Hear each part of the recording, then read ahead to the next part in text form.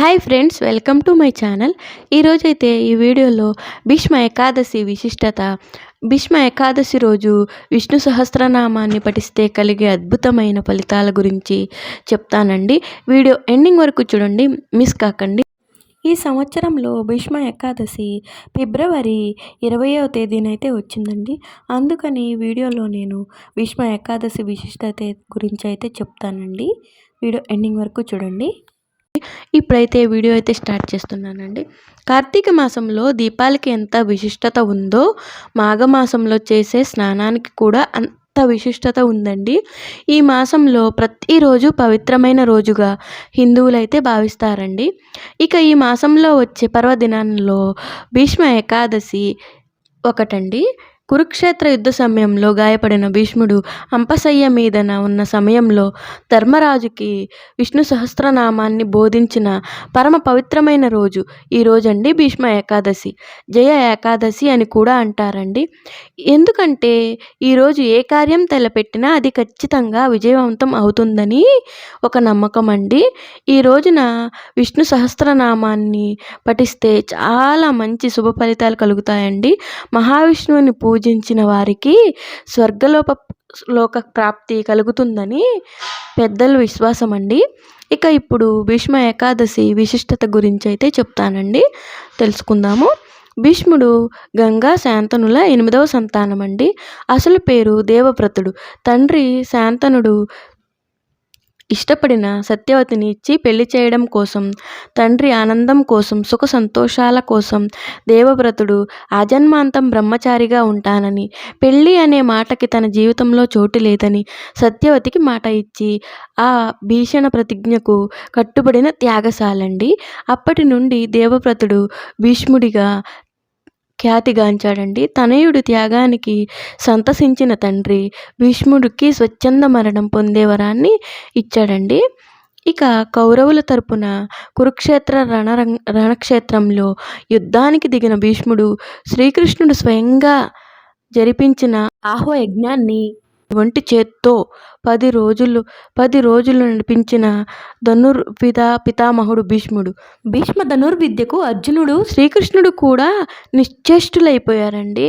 అధర్మ పక్షాన నిలబడి ధర్మంతో పోరుకు సిద్ధపడినప్పుడే భీష్ముడి మరణాన్ని స్వాగతించాడు.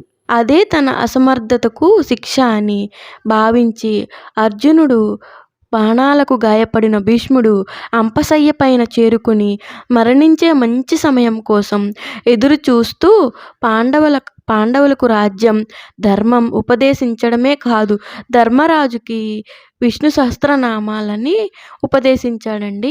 అంపశయ్య గతుడైన భీష్ముని చూసి దేవతలు సైతం దుఃఖించసాగారండి.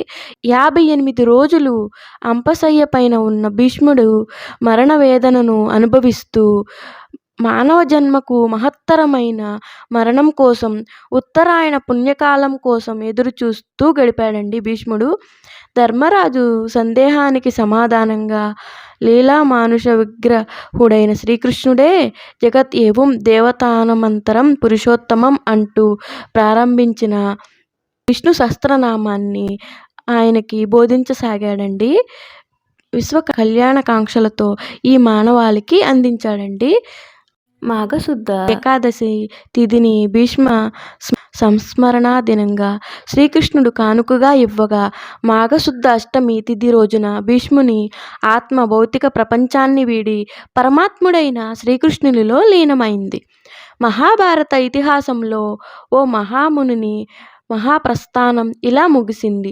భీష్మ నిర్యాణం జరిగిన సహస్రాబ్దాలు గతిస్తున్న ఆయన రచించిన విష్ణు సహస్రనామం ఇప్పటికీ భాగవతుల రసగ్రాలపై నర్తిస్తూనే ఉంది. ఆయన దివ్యవాణి విశ్వవ్యాప్తమై ప్రతిధ్వనిస్తూనే ఉందండి. విష్ణు సహస్రనామ పఠనం సర్వ దుఃఖహరణం, సకల శుభకరం. ఆ నామావళిలోని ప్రతి అక్షరము దైవస్వరూపమే, ప్రతి నామము మహామంత్రమే, అది అజారామరం. భీష్ముడు పరమపదం చేరిన మాఘశుద్ధ అష్టమిని భీష్మాష్టమిగాను, మాఘశుద్ధ ఏకాదశిని భీష్మ ఏకాదశిగాను హిందువులు జరుపుకుంటారండి. ఈ వీడియోలో అయితే తెలుసుకున్నారు కదా ఫ్రెండ్స్, భీష్మ ఏకాదశి విశిష్టత గురించి. మీకు నచ్చితే వీడియోని లైక్ చేయండి అండ్ నా ఛానల్ అయితే సబ్స్క్రైబ్ చేసుకోండి. నాకైతే సపోర్ట్ చేయండి ఫ్రెండ్స్. మీ అందరిపై ఆ మహావిష్ణువు కృప ఉండాలని మనస్ఫూర్తిగా కోరుకుంటూ ఇక వీడియో అయితే ఇంతటితో ముగిస్తున్నానండి. నా వీడియో ఎండింగ్ వరకు చూసిన వాళ్ళందరికీ చాలా చాలా చాలా ధన్యవాదాలండి. Bye bye friends.